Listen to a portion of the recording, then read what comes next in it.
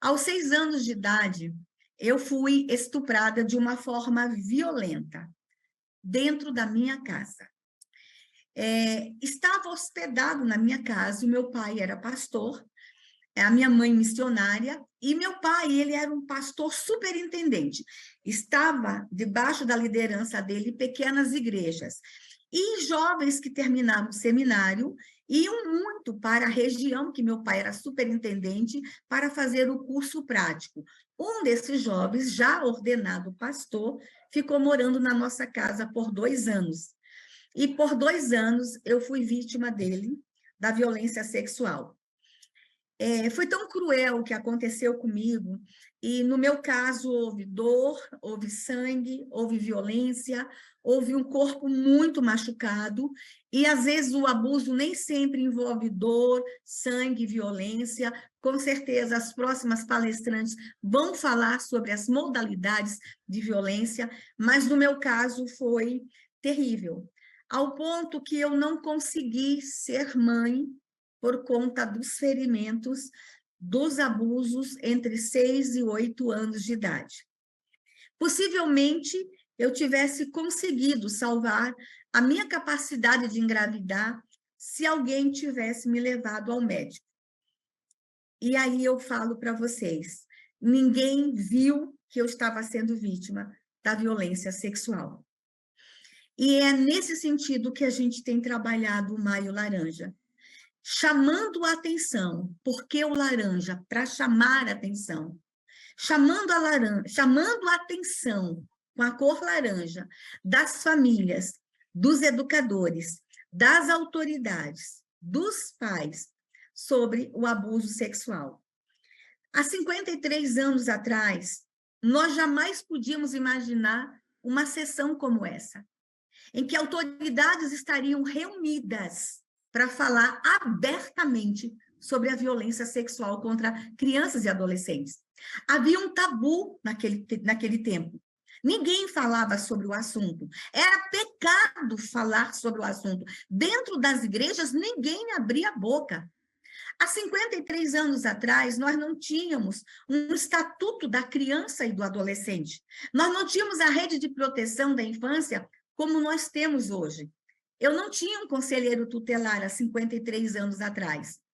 E eu não tinha uma família orientada a observar os sinais que eu estava enviando. E eu enviei todos os sinais para a minha família.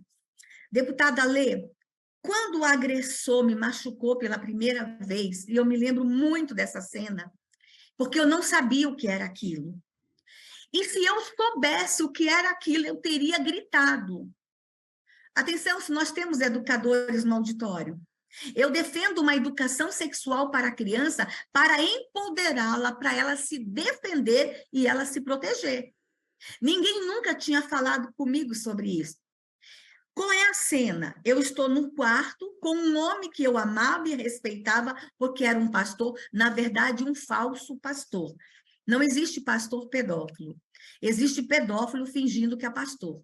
Não existe padre pedófilo. Existe pedófilo fingindo que é padre. Então, eu tinha um homem que meu pai amava, admirava, que tanto que deu guarida lá em casa.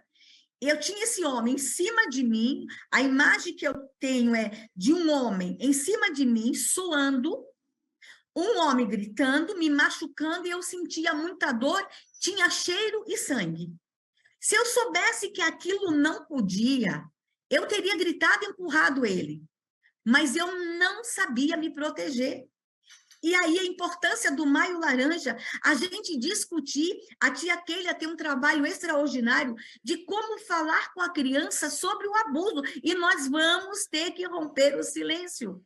Nós vamos ter que entender que nós vamos precisar falar disso com as crianças, usando os instrumentos certos, usando a metodologia certa, obedecendo à especificidade da idade, da forma que eu falo para uma criança de 3 anos, é diferente de uma criança de 8 anos, obedecendo às idades, mas nós vamos precisar falar sobre isso. Por quê? Porque os abusadores estão cada vez mais próximos de nossas crianças. Estão cada vez mais perto. E, para minha tristeza, 89% deles estão dentro de casa. Dentro de casa.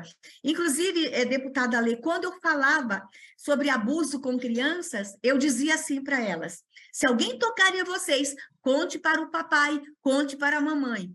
Hoje a gente não fala mais isso. Quando a gente conversa com uma criança, a gente diz para ela: se alguém fizer carinho esquisito ou tocar em você, conte para um adulto que você confia. Porque na maioria das vezes é o papai, é o padrasto, é o vovô, é a mamãe que toca. Então, a forma da gente falar com a criança também, nos últimos anos mudaram, porque a indicação aponta, infelizmente, deputada Lê, é difícil para mim falar o que eu vou falar agora, mas os números apontam de que o lar virou um lugar perigoso. Tem poderosos envolvidos nisso. E a gente vai ter que entender, tem crime organizado. Eles matam por isso. E para entrar nessa luta tem que ter muita coragem. Eu tenho mais de 300 ameaças de morte. Não queriam que eu fosse ministra, como não queriam que eu fosse senadora. E estou aqui.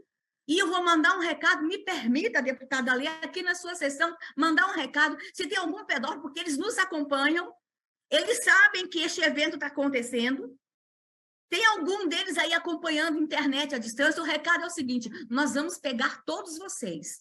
Eu vou mandar um recado. Nós vamos nos levantar no Brasil e mandar um recado para eles. Acabou para vocês. Nós vamos atrás de todos vocês. Um vídeo de estupro de recém-nascido custa entre 50 e 100 mil reais. Deputada, o Brasil é o maior produtor de imagens com pornografia com criança. Nós estamos alimentando tarados no mundo todo com o corpinho de nossas crianças. Nós vamos ter que dar um basta sobre isso. Nós vamos ter que dar um basta nessa situação. Então, eu quero, deputada, te agradecer. Primeiro, pela oportunidade, desculpa a emoção. Hoje aprovamos aqui no Senado um projeto de lei de 2020. Olha quantos anos, gente, 3 anos. Mas eu tenho um projeto aqui tramitando há 14 anos para salvar crianças. Aprovamos um projeto hoje no Senado, que já foi aprovado na Câmara, de que a educação continuada de professor, a formação continuada de professor, vai constar agora no currículo elementos para ensinar os professores a identificar uma criança abusada sexualmente. Porque a escola é a nossa maior parceira. Amanhã eu vou entregar também, aqui na Comissão de Direitos Humanos, vou apanhar muito, já é uma proposta, eu sou relatora, sobre o Cadastro Nacional de Pedófilos. Nós vamos saber temos que saber quem são eles e onde eles estão. Nós vamos ter que fechar o cerco contra os abusadores. Nós vamos ter que ir para cima desta demanda, porque enquanto tiver demanda, haverá oferta. Essa é a nossa luta.